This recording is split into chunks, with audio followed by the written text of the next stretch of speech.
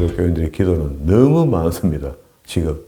그러니까 성경을 깊이 보고 하나님을 많이 깨닫고 알게 되면은요, 기도의 거품이 좀 주저앉죠. 제대로 된 기도를 하는 거예요.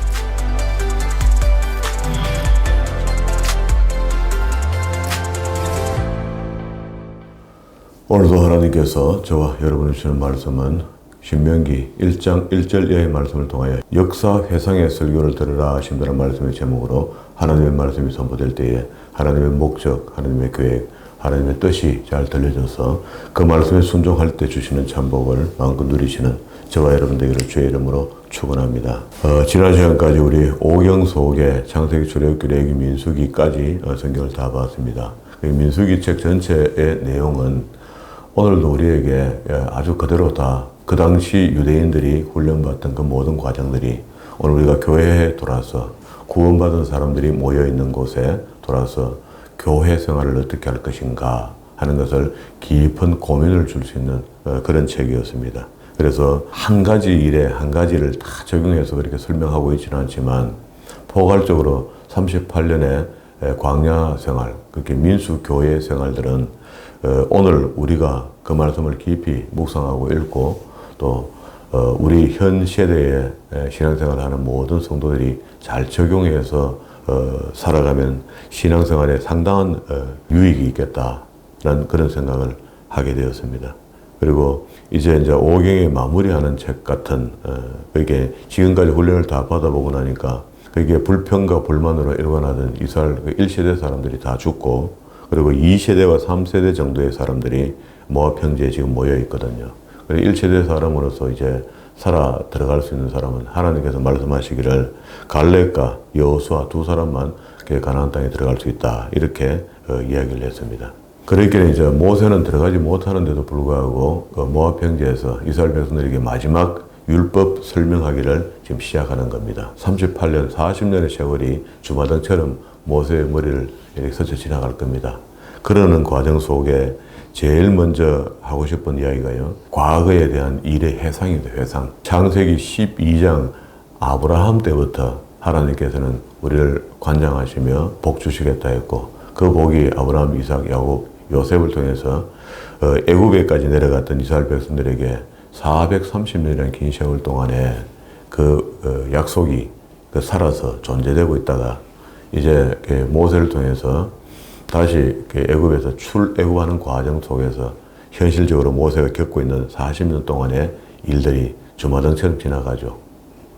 참 눈물 날 일이죠. 그런데 자기는 못 들어간다는 거 아닙니까? 우리가 조심해야 될 것은 신앙생활 실컷 다 하다가 예수 믿고 신앙생활을 시작해서요 했는데 마지막에 가고 신앙을 엎어내고 팔아먹는 사람들이 있습니다. 그 신앙 팔아먹으면 다 끝이지 뭐. 그래도 우리가 이제 칼빈의 구원론에 이제 적용해서 보면은 그래도 마지막에 보면은 앞에 그 예정되었던 사람들은 다 구원받도록 되어 있더라는 겁니다.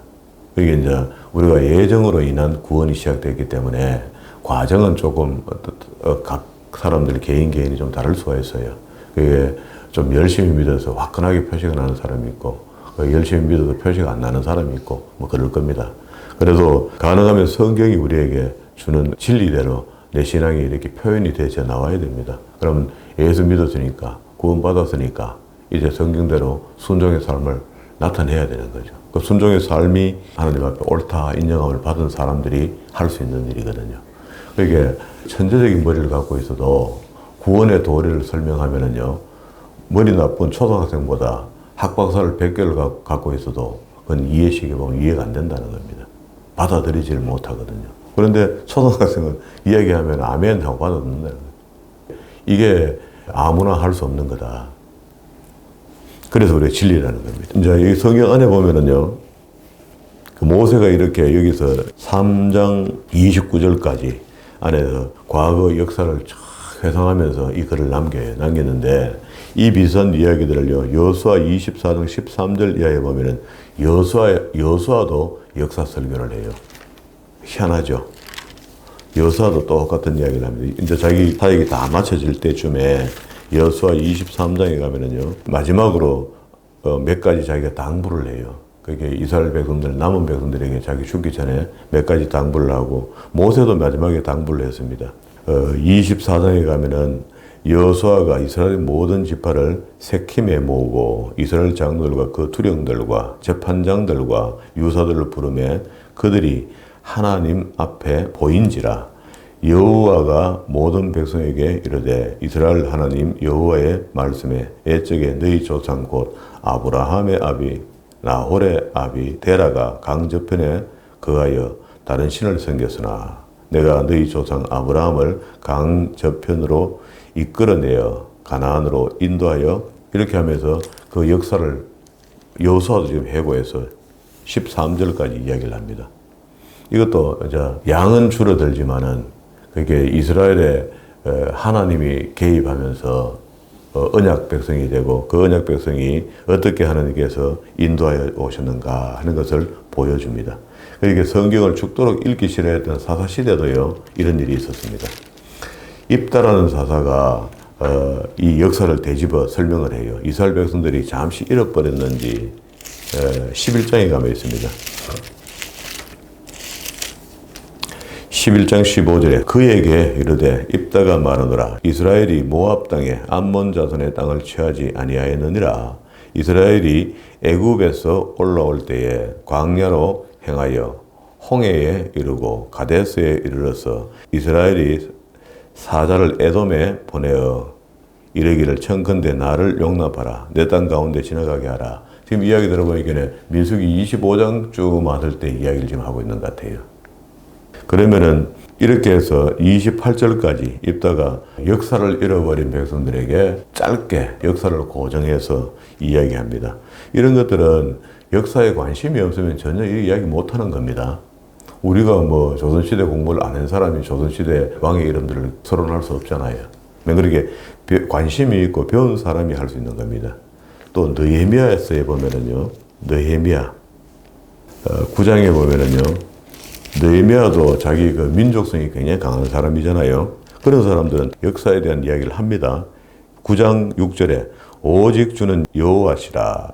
하늘과 하늘들의 하늘과 이룰 성신과 땅 위에 만물과 바다와 그 가운데 모든 것을 지으시고 다 보존하시니. 누가? 하나님께서요. 그 하나님이 천지를 창조하시고 지금도 여전히 사람들은 파괴하고 있지만 하나님 이걸 다 보존하고 계신다. 주는 하나님이시라. 옛적에 아브라함을 택하시고 갈대아 우르에서 인도해 내시고 아브라함이라는 이름을 주시고 아브라함에서 아브라함으로 주시고요. 그 마음이 주 앞에서 충성됨을 보시고 더불어 언약을 세우사 가나안 족속과 헷 족속과 아모리 족속과 브리스 족속과 여부스 족속과 기르가스 족속의 땅을 그 시에게 그 후손들에게 말이죠. 주리라 하시더니 그 말씀대로 이루셨사오니 주는 의로우심이로소이다. 주께서 열조가 애굽에서 고난받는 것을 감찰하시며 홍해에서 부르짖음을 들으시고. 이거 압축했죠. 이거는 다 아는 사람이 이렇게 압축할 수 있는 겁니다. 역사를 이해하지 못하는 사람은 이렇게 압축하지 못해요. 이렇게 해서 길게 그 9장 32절까지 이야기합니다. 32절 제일 끝에 보면은요, 후미에 보면은 모든 백성이 아수르 열왕 때로부터 오늘날까지 당한 바 환란을 이제 작게 여기지 마옵소서. 이만큼 고생했으니까 하나님 이제 우리를 도와달라는 겁니다. 작지 않은 고생을 했다. 많이 고생했죠. 매일 두드려 맞았죠. 그렇게 하나님의 은혜도 상당히 많았지만 맞은 게 더 기억이 오래 남거든요. 이스라엘 백성들 사이에. 그래서 느헤미야가 하나님께 느헤미야 같이 영혼이 맑고 깨끗하고 충직된 이런 사람이 하나님께 기도하면요, 하나님 어지간하면 들어주십니다. 성경을 보면 그래요. 우리도 그런 겁니다. 하나님 앞에 충성스러운 종이 이런저런 일로 하나님하고 엎드려 기도할 때 그게 아무것도 한 거 없는데 엎드려가 기도하는 거하고 다르죠. 충성스러운 사람이 있습니다. 그리고 이제 사도행전에 가면 그 유명한 스데반 집사님이 일반 성도라 이렇게 볼 수 있겠죠. 뭐 일반 성도, 뭐 고급 성도 이런 게 있는 건 아니지만 우리가 이제 등급을 나눌 수는 없지만은 구분을 한다면 그렇게 나눌 수 있잖아요. 사도행전 1장, 2장을 건너오면서 보혜사 성령이 임하시게 되는데 그 보혜사 성령은 그리스도께서 살았을 생전에 요한이 기억에 남도록 아마도 보혜사 성령에 대한 이야기를 했던 것 같아요. 그래서 요한복음 14장과 16장에 보혜사 성령의 소개가 있었고요. 그 보혜사 성령이 곧 임할 것이라 했는데 그게 구약으로 절기로 이야기하면 77절 다음 날입니다. 오순절. 그게 신약으로는 오순절. 50일째 되는 날 이제 성령이 임하시고 그 성령의 수혜를 받은 사람들이 이제 성령의 시대를 시작한 사람들, 그게 12제자 전부 다. 그리고 그게 밑에 교회 집사로 세움받은 사람들. 처음에 예루살렘 교회 집사가 7명이었거든요. 7명이었다면 지금 우리 이 시대에 이야기한다면요, 어떤 교회 생활의 수준이 거의 장로급입니다. 그분들은. 장로도 쉽지 않죠. 장로 어렵죠. 처음에 베드로가 전도했을 때 한 번에 3,000명, 4,000명 뭐 이런 숫자들이 모였잖아요. 그리고 뭐 소리 소문 없이 몰려 들어온 사람들이 예루살렘 교회가 적어도 한 10,000명 이상 됐을 겁니다. 그 중에 7명 뽑은 겁니다. 7명 중에 한 사람, 이 스데반이 실력이 이 정도입니다. 7장에서부터 하죠. 대제사장이 가로되 이것이 사실이냐? 스데반이 가로되 여러분 부형들이여 들으소서. 7장 2절입니다. 우리 조상 아브라함이 하란에 있기 전에 메소포타미아에 있을 때에 영광의 하나님이 그에게 보여 가라사대 내 고향 친척을 떠나 내가 내게 보일 땅으로 가라 하시니 아브라함이 갈대아 사람의 땅을 떠나 하란에 거하였더니 그 아비가 죽어. 이렇게 하면서 쭉 내려가면서 역사를 다 설명해요. 이게 8절에 보면 할례 언약을 아브라함에게 주셨더니 그가 이삭을 낳아. 야곱, 요셉이 애굽에 내려갔다가 14절에 요셉이 보내어 그 부친 야곱과 온 친족 75사람을 청하였더니 이제 지금 그 스데반 집사가 이제 이 신약 초기에 봤을 때는 그 당시에 내려갈 때는 70인이 내려갔는데 이야기했을 때는 75인이 내려간 게 맞죠. 자기 조상으로 이렇게 박아 설명하고, 그럼 요셉의 가족들 합하면 한 75인 될 겁니다.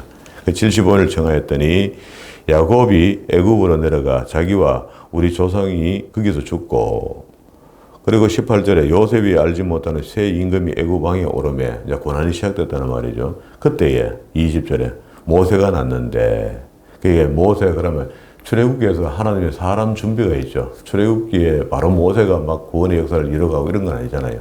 1장부터 보면은 하나님께서 거룩한 집안의 엄마와 아빠를 만나게 해서 거기서 나오는 아들이 모세였다. 그래서 이제 그 당시에 어린 아이들 다 죽이려 했기 때문에 갈대 상자에 넣어서 왕궁에서 왕자의 직분을 가지고 살 수 있도록 그렇게 만들었다.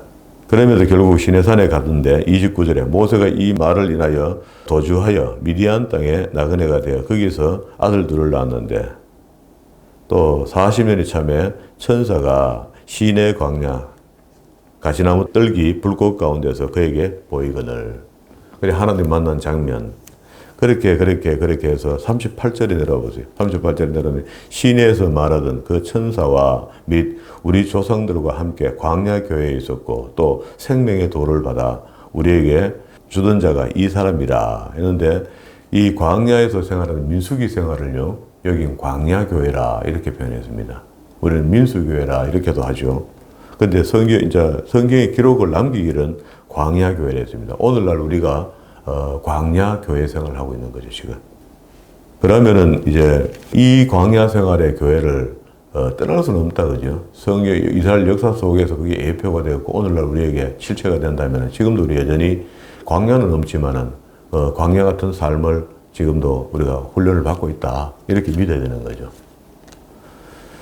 자, 그렇게 해서 50절까지 이제 여기서 설교를 했는데, 스데반이 진짜 하고 싶은 말은 51절입니다. 목이 곧 마음과 귀에 할례를 받지 못한 사람들아, 너희가 항상 성령을 거스려 너희 조상과 같이 너희도 하는도다.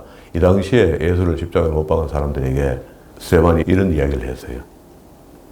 우리가 지금 세상을 향해 보면서 이런 정도의 굳은 마음으로 자기 마음을 토로하고 내가 주 믿는 것이 내가 내 목숨을 대신할 수 있다. 그건 순교자의 고백처럼 이 정도 우리가 각오로 살아야 되는 거죠. 세상 사람들보다 항상 경건해야 됩니다. 우리가 거룩해야 됩니다. 그게 교인이기 때문에 예수 믿기 때문에 하나님이 이런 정도의 수식어가 아니고 그냥 될 것도 없고 교회 근처 오는 것만으로도 우리가 깨끗해지고 정결해지고 건강해져야 돼요. 그런데 우리는 지금 그렇지 않죠. 교회 안에 돌아도 강도가 있고요. 날강도 같은 사람들이 교회 안에 얼마나 많습니까? 세상 사람들보다 더 양심 불량인 사람이 교회 안에 얼마나 있습니까? 많습니다.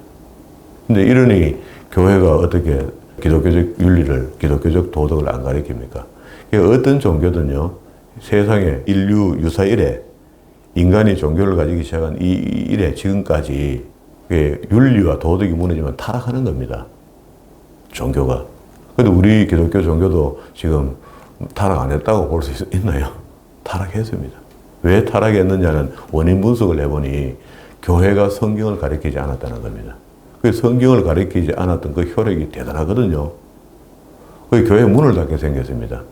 그래서 이제 뭐 교회 문 닫는다 하면 연동되어 있는 것처럼 이야기하고 어떻게 개인적인 유익을 설명할 때는 개인주의 교회에 비슷하다 이렇게 설명해 버리고 여기 맞췄다가 저기 맞췄다가 하는 그런 정도의 교회 같으면 참 교회 곤란하죠. 성경을 부지런히 가르치고 부지런히 배우고 교회가 할 수 있는 일이 최대 1번이 처음 할 수 있는 딱 한 가지를 뽑으라면 성경 가르치는 겁니다. 하나님의 구원 역사를 우리에게 설명해 주는 겁니다. 이거 외에 다른 것을 교회에 와서 기대하면 그냥 곤란합니다. 물론 잘 믿고 바르게 살면 하나님 복 주시기도 하죠. 그런데 하나님이 우리에게 복 주시려 하는 복은요, 우리를 구원시키려는 거지 돈 주려는 게 아니다 말이야. 그런데 우리는 전부 다 예수 믿으면 기복신앙에 근거해서 우리 한국 사람이 토속신앙이 있잖아요. 근데 기복신앙에 근거해서 일단 내가 부유해야 되고 내 자식 잘 되고 우리 집 잘 되고 우리 남편 잘 되고 우리 가족 잘 돼야 되는 거라. 여기에 포커스를 맞춰놔 그렇죠. 근데 이건 아무것도 아니죠. 내가 구원받았으면은 내 남편이 구원받아야 되고 내가 구원받았으면 내 딸들이 구원받아야 되고 내 아들들이 구원받아야 되고 내 가족이고 우리 집안이 구원받아 이게 목적이 돼야 되는 거죠. 구원이 목적이 돼야 됩니다. 그러려면 내가 더 구원의 확신이 있어야 되는 거죠. 내가 믿습니다 하고 믿어지는 게 아니고 확실한 구원에 대한 믿음이 있어야 되는 거죠. 그걸 성경을 통해서 배우고 그걸 믿는 겁니다. 내가 믿는다고 믿어지는 것도 아니고 내 속에 내주하시는 성령께서 믿게 해야 믿어질 수 있는 거니까 우리가 할 수 있는 게 사실 아무것도 없거든요. 우리 입장이 이제 이렇다는 것을 생각하면은 교회에 오면 진짜 온유한 사람이 되고 거룩한 사람이 될 수가 있는 겁니다. 그런데 자기 고집대로 믿고 자기 고집대로 하고 싶은 사람이 교회 들어오면요, 수근수근 하는 사람 쪽으로 몰려간다고. 그래서 수근수근 하는 사람 쪽으로 몰려갔다는 것은 그게 마귀에 속한 거 아닙니까? 그게 이제 신명기로 다시 돌아왔습니다. 그게 이제 처음 서두에 모세가 이 이야기를 지금 한 거죠. 그게 전체 개요를 설명하면 이렇습니다. 기록 시기는 가나안 땅을 목전에 두고 있던 BC 1406년쯤. 그렇게 1444년에 정확하게 출애굽했다 이렇게 보거든요. 그러니까 이제 연대를 이렇게 정리하다 보면 앞으로 가기도 하고 뒤로 가기도 하고 이게 정확하지는 않습니다. 이거는. 그리고 기록 장소는 여리고 맞은 모압 평지. 기록자는 모세와 에스라의 손으로 완성됩니다. 이 에스라가 뒤에 이런 토라에 뭉치려 있던 걸 전부 다 글로 옮겨서 책으로 완성시켜내는 거죠. 그래서 70인역이 기록될 때쯤, 그러니까 그건 AD잖아요. 알렉산드리아에서 신구약 중간기에 속합니다. 고기관 속에 70인역이 만들어져요. 70인역이 만들어질 때 그때 이제 신구약 전체 성경이 다 규합되기 시작합니다. 그럼 이제 그 전에 이제 이렇게 저렇게 모아놨던 것들을 모아서 한 권의 책을 만드는 거죠. 그리고 대상자는 가나안 땅을 목전에 두고 있던 이스라엘 백성들에게 선포한 말씀이 된다. 우리 읽었던 본문의 말씀으로 그렇게 보고요. 그러면은 출애굽기 19장 24장 안에 있는 내용, 이 내용을 다시 민수기에서 살아보다가 그게 잘 안 되니까 다시 그것을 더 확대해서 설명하고 싶은 것이 모세의 마음이죠. 그래서 신명기로 본다면은 한 편의 설교라 이렇게 봤을 때 서론 설교가 있고 본론 설교가 있고 결론 설교가 있다 이렇게 보면은요, 서론 설교는 1장에서 4장 43절까지 이렇게 올라가고요. 그리고 4장 44절부터 26장 29절까지가 본문 설교로 보면 돼요. 그 안에 율법을 재해석하고 있고 또 해석하기 전에 율법은 어떻게 이해해야 된다 하는 아주 당부 같은 이야기를 하고 있거든요. 그리고 27장부터 34장 마지막까지 결론 설교로 마치 하나님도 그렇고 모세도 그렇고, 모세는 이제 인생의 경험을 통해서 하나님 우리에게 어떻게 하셨다는 것을 설명하면서 하나님의 마지막 명령을 다 설명합니다. 그러면 성경이 아주 중요한 이야기죠. 율법도 중요하지만 그 율법을 다 설명하고 난 뒤에 하나님의 마음을 절절한 하나님의 마음을 모세는 거의 이때까지 인류 속에서 하나님의 사람으로 쓰임받은 사람 중에 가장 하나님께 가까이 가서 만나 뵙고 음성을 듣고 대화하고 친구처럼 이야기하면서 받았던 내용을 여기다 옮겨놨을 거란 말이죠. 그죠? 그렇게 성경이 이야기하니까.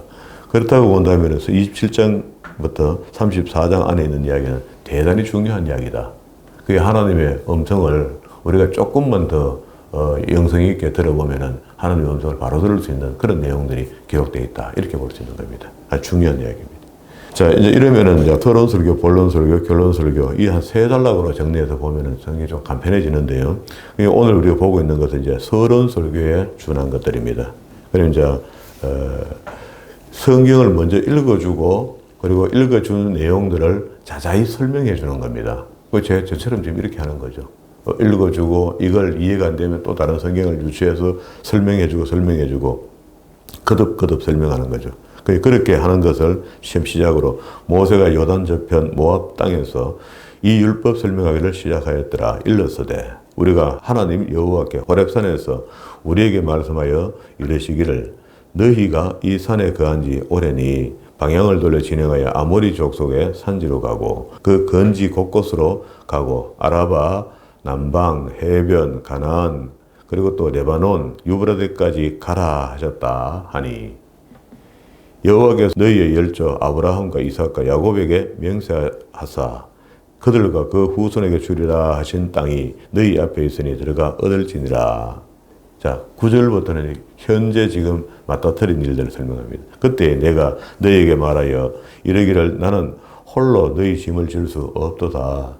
너희 하나님 여호와께서 너희를 번성케 하였으므로 너희가 오늘날 하늘의 별같이 많거니와 너희 열조의 하나님 여호와께서 너희를 현재보다 1000배나 많게 하시며 너희에게 허락하신 것과 같이 너희에게 복 주기를 원하노라. 그러니까 지금 이렇게 한번 봅시다. 그럼 여기서 이제 하나님께서 모세를 통해서 한 이야기 속에 이스라엘 백성들이 지금 현재 너희 인원보다도 훨씬 더 많은 대민족을 만들 것이고 그 민족에게 복 주시기를 원한다 그랬죠. 지금 이스라엘에게 복 주시는 복은 뭐가 복이 될까요? 우리 성경을 저희가 봐온 겁니다. 그럼 처음에 이스라엘 백성들을 만났던 것이 출애굽기 19장이잖아요. 출애굽기 19장이 한가 봐요. 그래서 이게 이제 축이 되는 말씀이다. 이렇게 표현한 겁니다. 19장 1절에 이스라엘 자손이 애굽 땅에서 나올 때 제3월고 그때에 그들이 시내 광야에 있었고 그들이 르비딤을 떠나 시내 광야에 이르러 광야에 장막을 치되 산 앞에서 장막을 치니라. 모세가 하나님 앞에 올라가니 첫 번째 시내산에 올라가서 하나님을 배우는 겁니다. 목동으로 있을 때 말고 거의 처가 신세질 때 말고 이제 처음으로 이제 만나는 겁니다. 와서 산에서 그를 불러 가라사대 너는 네같이 야곱의 족속에게 이르고 이스라엘 자손에게 구하라. 나의 애굽에서 어떻게 행하였음가 내가 어떻게 독수리 날개 너희를 업어 내게로 인도하였음을 너희가 보았느니라. 자, 그리고 이 이야기입니다.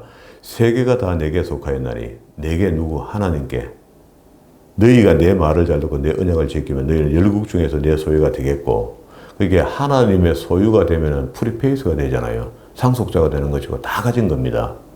돈이고 뭐고 세상을 다 가진 겁니다. 하나님이 만드신 창조 세계를 다 가진 거죠. 그럼 왜 그럼 아버지 아들이니까. 그렇죠? 하나님 소유가 우리가 먼저 되고 다시 이야기하면은요. 우리 구속함을 받고 이런 말입니다. 너희가 내게 대하여 제사장의 나라가 되어서 자, 아주 노골적으로 우리의 사명을 이야기하죠. 우리가 예수를 믿었다면은 믿은 사람은 어떤 사명을 표시해야 되는가? 제사장의 나라가 된다. 제사장의. 거룩한 백성이 되리라. 너는 이 말을 이스라엘 자손들에게 고할지니라. 그렇게 제사장의 나라가 되고 그리고 또 거룩한 백성이 되리라. 너는 이 말을 이스라엘 자손들에게 이야기하면은 이야기 들은 사람이 나도 그러면 제사장의 나라가 되고 이 말이죠. 그렇게 전도가 된다. 그런 말입니다. 그에게 제사장이란 이 말이 어원이요. 여기서는 제사장으로 나오지만 나중에 이걸 어원이 변형되면서 불어로 이야기하면 폰티펙스가 됩니다. 이 폰티펙스라는 말은요, 다리 놓는 사람 이런 뜻이야. 갑자기 제사장이 다리 놓는 사람으로 바뀝니다. 물론 히브리어 단어를 그대로 이야기해도 바인이라는 단어가 중간에 있거든요. 바인, 사이 하는 말입니다. 그러면 하나님과 백성들, 구원받을 백성과 그 사이에 누가 뭐 있다는 양쪽에. 그게 그 사이 바인, 그게 이제 예수님이 우리 필요한 거고요. 예수의 피가 필요하듯이 그 바인이 필요한 게 있습니다. 여기도 전도자가 필요한 거죠. 구원받을 백성을 모으는 데는 전도자가 필요한 겁니다. 그럼 우리가 예수 믿은 게 그냥 복이나 조금 받고 살림살이는 좀 일하다가 살다가 가는 거 이걸 이야기하는 게 아니고 예수를 영접했다고 하나님을 만나는 사람들은 전부 다 하나님의 제사장의 나라의 직분을 감당해야 된다. 이거는 자동적으로 오는 겁니다. 그게 이제 베드로가 19장 5절과 6절의 말씀을 잘 이해하고 난 뒤에 베드로전서에서 그렇게 이야기하죠. 베드로전서 2장 5절입니다. 너희도 사한 돌같이 신령한 집으로 세워지고 예수 그리스도로 말미암아 하나님이 기뻐하실 신령한 제사를 드릴 거룩한 제사장이 될지니라. 경에 이르되 하면서 쭉 내려옵니다. 오직 9절에 너희는 택하신 족속이요. 우리가 택하신 족속이랍니다.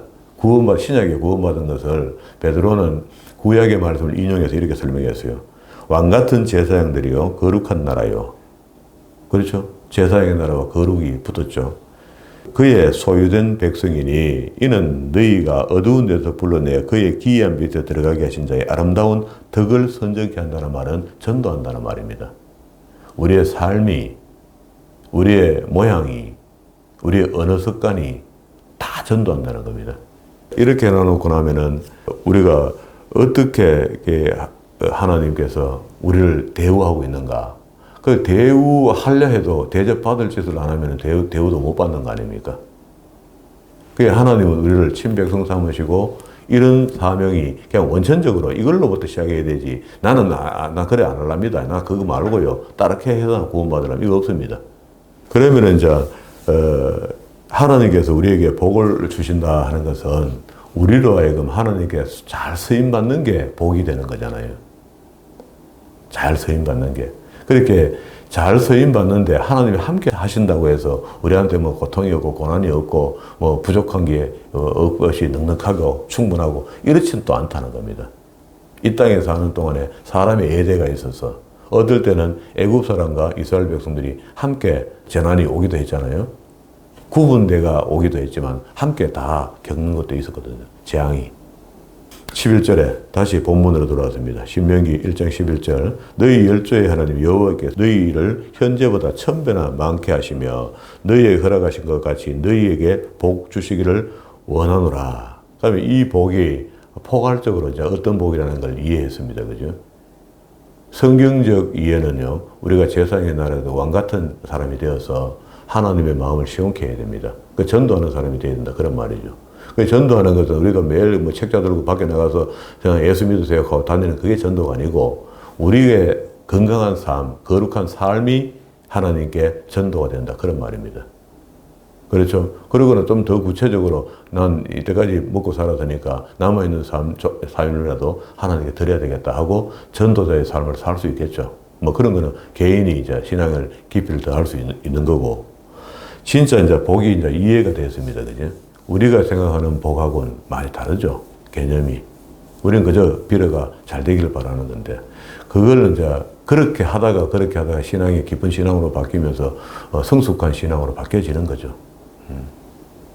처음에는 그런 것들이 매력이 있어서 내 신앙에 어떤 이끌림이 됐다면은 시간이 가면서 이제 바뀌어지는 거죠. 그런즉 나 홀로 어찌 너희의 괴로운 것과 너희 무거운 짐과 너희의 다툼을 담당할 수 있으랴. 너희가 각 지파에서 지혜와 지식이 있는 유명한 자를 택하라.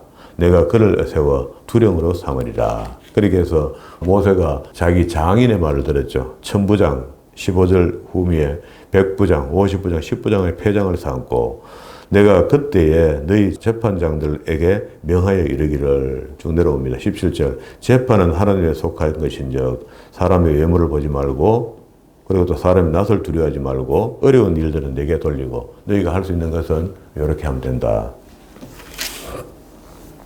그리고 호렙산에서 발행해갖고 19장 후미에 가데스 바냐를 이럴 때에 그게 이 사람들이 38년 동안 주된 지역이요 한 군데입니다. 광야 여기저기 온갖 군데 돌아다니는 게 아니고요. 가데스 바냐 한 지역에 그 한 지역입니다. 한 지역. 우리 같으면 여기 예를 들어서 경상북도 한 지역 뭐 이런 식으로 한 지역을 이야기합니다. 그게 가데스 바냐에 이르렀고 24절에 그들이 앞으로 가서 산지에 올라 에스골 골짜기에 이르러 그곳에 정탐하고 정탐의 12정탐꾼 사건에 대한 이야기도 했습니다. 그리고 난 뒤에 쭉 이야기하는 게요. 34절에 보면 여호와께서 너희 말소리를 들으시고 노하사 맹세하여 가라사대 이 악한 세대 사람 중에는 내가 그들이 열조에 주기로 맹세한 좋은 땅을 볼 자가 하나도 없다 하는데 처음에 계속 불평했는데 1세대가 광야에서 시간을 두니까 다 세월이 가서 다 죽은 겁니다. 하나님 죽인 게 없어요. 그게 불평하니까 그게 이제 애국으로 돌아가고 싶다 하고 자꾸 헛소리를 하니 놔두니까 다 죽었습니다. 그죠? 그리고 오직 여분네의 아들 갈렙이 온전히 여호와를 순종하였은즉 그는 그것을 볼 것이요. 여기서 긍정의 믿음을 가진 사람이 이긴 겁니다. 그죠? 여호수아와 갈렙이 그렇게 되었습니다. 39절 중간에 너희 자녀들은 그리로 들어갈 것이라 내가 그 땅을 그들에게 주어 산업이 되게 하겠다. 1세대 말고 2세대와 3세대, 후세대들이 들어간다. 이렇게 했습니다. 그리고 난 뒤에 결정적인 결정적으로 불평하게 된 것이 2장 1절이죠. 우리가 회정하여 여호와께서 내게 명하신 대로 홍해 길로 광야에 들어가 여러 날 동안에 세일산을 두루 행하였더니 그 4절 중간에 에서의 자손의 지경으로 지날 때에 못 지나게 하는 것으로 불평하기 시작하면서 하나님께서 그때까지 사막에는 불뱀이 많이 있습니다. 여기저기. 그런데 그때 돼갖고 불뱀을 나타내게 한 거라. 그게 하나님께서 그럼 그 앞에 보호하셨다는 거잖아요. 광야에 있을 때. 그게 불뱀의 습성이 그렇답니다. 자기 몸은 좀 그래도 습도가 차운 곳, 모래 속에 탁 치고 놓고 입만 밖으로 딱 내가 있다가 사람 지나가면 문대요. 물면은 거의 몇 초 안에 죽는다는 거야, 사람이.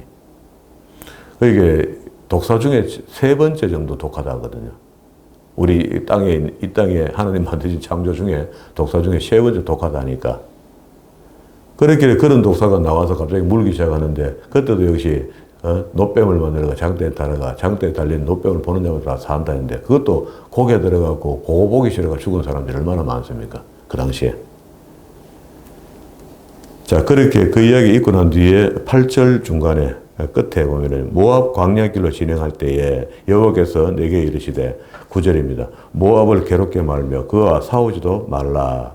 그 땅을 내가 내 기업으로 주지 아니하였느니라. 이는 내가 롯 자손에게 아르를 그 기업으로 주었음이로다. 이렇게 하고요. 그리고 이제 14절로 내려오면은요. 가데스 바냐를 떠나 세렛 시내를 건너기까지 38년 동안이라 이렇게 하죠. 그렇게 가데스 바냐 안에 도착해 가데스 바냐 안에서 활동한 게 전부 다 이스라엘 백성들이 살았던 게 38년입니다. 그러면 이 앞에 2년, 40년에도 2년 남는 게 앞에 출애굽에서 홍해를 건너고 시내산에 도착하고 그것도 율법 받는 과정, 성막을 짓는 과정에서 한 1년 소비하고 그리고 뒤에 나머지 이제 모압 평지에서 들어가기 직전에 한 1년 소비하고 38년은 가데스 바냐 지역에서 살은 겁니다. 이런 거 잘 모릅니다. 광야에서 40년 동안 헤매는 걸 이렇게 막 포괄적으로 이해하지 가데스 바냐라는 한 지역에서 뺑뺑뺑 돌아다니는 걸 모른다고. 19절에 암몬 족속이 가까이 이르거든 그들을 괴롭게 말라. 그들과 다투지 말라. 그러면 이제 하나님께서는요, 전쟁할 나라는 전쟁하라, 내 손에 붙였다, 이렇게 설명하고, 그러지만 하지 말아요. 근데 이제 백성 쪽에서는 먹음직도 하고 보암직도 하면은 하지 말아도 해버립니다. 하면은 이제 지죠. 그렇게 하면서 이제 모세가 살았을 때에, 모세가 살아있을 때에 정복한 땅들이 꽤 있어요. 24절에 보면은요, 너희가 일어나 진행하여 아르논 골짜기를 건너라. 내가 헤스본 왕 아모리 사람 시온 땅을 네 손에 붙였다. 그리고 3장 1절에 보면은요, 우리가 돌이켜 바산으로 올라가서 바산 왕 옥이 그 모든 백성을 거느리고 나와서 우리를 대적하니까 그것도 하나님 붙여주겠다. 그 두 군데 땅을 빼뜨려갖고 미리 요단을 건너기 전에 있는 땅을 빼뜨렸잖아요. 이 땅에 이게 두 지파 반에게다가 12절에 보세요. 3장 12절에 그때 우리가 이 땅을 얻음에 아르논 골짜기 곁에 아로엘에서부터 길앗 산지 절반과 그 성읍들을 내가 루벤 자손과 갓 자손에게 주고 밑에 또 13절 중간에 므라셋 반지파에게 주었노라. 갈라줘서 거기는 이제 부녀들이 많고 짐승들을 많이 키우는 사람들이니까 미리 주고 남자들은 전부 다 전쟁의 선봉에 서기로 약속을 합니다. 조건부로 약속했는데 지난 시간에 민수기 끝에도 그렇게 약속했죠. 그런 이야기입니다.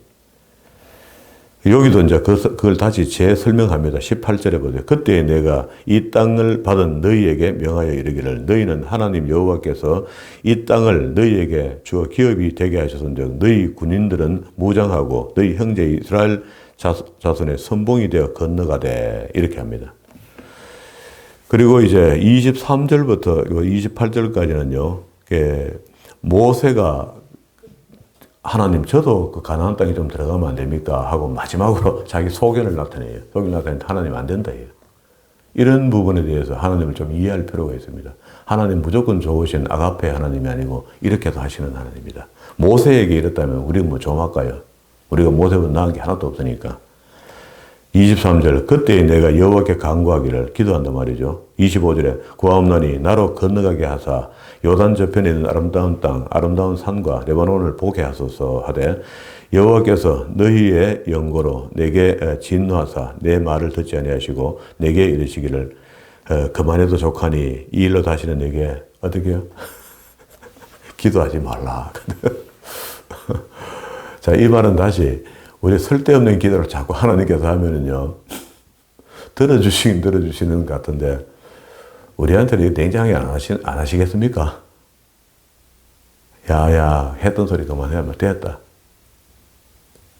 그 자꾸 우리는 기도가요, 중구난방이 되고, 우리 한국 사람들의, 한국 기독교인들의 기도는 너무 많습니다, 지금. 그러니까 성경을 깊이 보고 하나님을 많이 깨닫고 알게 되면은요, 기도의 거품이 좀 주저앉죠. 제대로 된 기도를 하는 거죠. 하나님이 원하시는 기도를 할 수 있는 거죠. 내게 하지 말라. 너는 비스가산 꼭대기에 올라가서 눈을 들어 동서남북을 바라보고 내 눈으로 그 땅을 보라. 내가 이 요단을 건너지 못할 것임이라. 너는 여호수아에게 명하고 그를 담대케 하며 그를 강경케 하라. 그는 이 백성을 건너가서 내가 볼 땅을 그들로 기업을 얻게 하리라 하셨느니라. 그때 우리가 벳부올 맞은편 골짜기에 거하였느니라 하고 회고가 마칩니다. 이렇게 오늘 말씀 마쳤는데요. 우리도 우리의 신앙을 간간히 하면서 돌아볼 필요가 있어요. 회고할 필요가 있습니다. 내가 어떻게 믿은 신앙인데, 내가 어떻게 믿어서 여기까지 왔는데, 우리 집에 어떻게 예수를 영접하게 됐는데 하는 역사를 가지고 있을 필요가 있어요. 이게 교훈이 된다고. 그래서 우리가 그때는 하나님이 이렇게 하셨는데 내가 지금 이렇게 있었는데 이렇게 안 되겠구나 하는 것이 견뎌진다면 내 신앙을 바라볼 수 있는 거죠. 우리 신앙인들은 다 그렇게 해야 돼요. 그래서 이렇게 되므로 과거에 하나님께서 책망하실 때나 복 주실 때나 이 두 가지를 다 기억하면서도 지금 현재 내가 얼마나 겸손하지 못한가 아니면 얼마나 겸손한가 교만한가 아니면 이런 것들을 구분해낼 수 있거든요. 그게 아무 일도 생기고 있지 않거든. 그래 감사하면 돼요. 왜 봐요? 우리한테 빅 이벤트가 우리 삶 속에 자꾸 생기면은요 고통스럽습니다. 마른 날도 있고 잰 날도 있고 이렇게 변형되어 있으니까. 그런데 아무 일이 없잖아요. 지금 제가 봤을 때는요 우리 참빛교회 성도 몇 안 되기 때문에 제 기억 속에 그냥 많이 남아요. 삶이 보인다고 이렇게 보이는데 어떨 때는 좀 요란스럽다가 어떨 때는 잠잠히 가요. 본인도 알 겁니다. 본인들도 각자 개인이 아는데 그러면 아무 일도 없이 잠잠히 실로암 물가처럼 흘러내려간 이때가 제일 좋을 때죠. 그렇잖아요. 제일 평안할 때죠. 상당히 하나님은 실로암 물가처럼 평안한 날을 우리에게 허락하시는 것 같아요. 그러면서도 본인이 뭔가 좀 해보고 싶고 좀 돌출된 행동을 해보고 싶어서 하기만 하면은 뭐 탈이 나요. 이상이 생긴다고. 문제가 생긴다고. 그런 것들을 본인이 다 알 겁니다. 그러면은 하나님의 뜻은요, 평안히 잠잠히 갈 때 시기를 우리한테 준 건데, 이 시기에 자꾸 돌출 행동을 하면 어떻게 됩니까? 자기한테 리스크가 자꾸 오겠죠. 그렇지 않으면 좋겠어. 그러게 꽤 우리에게 평안을 주시고 계시는 것 같다. 좀 긴 시간 동안에. 그래서 감사한 거죠. 그러면은 그런 힘을 축적시키기 위해서 하나님의 나라를 위해서 우리가 쓰임받아야 되는 거죠. 축적시킨 힘을 쓰임받아야 되는데, 그러니까 축적시킨 게 딴 데서 먹고 말이에요. 남을 비방한 데서 먹고, 남을 욕한 데서 먹고, 이렇게 하면 안 되잖아요. 그게 마귀의 쓰임에 쓰임받는 그런 사람이 아니고, 축적된 힘을 성령의 일에 쓰임받을 수 있는 그런 사람으로 쓰임받아서 우리의 삶은 삶이 하나님께, 하나님 나라에 유익한 일꾼으로 쓰임받다가 주님 만났을 때 착하고 주는 종아라고 칭찬받는 이 한마디 듣기 위해서 최선을 다해 살아가는 저와 여러분 되기를 주의 이름으로 축원합니다.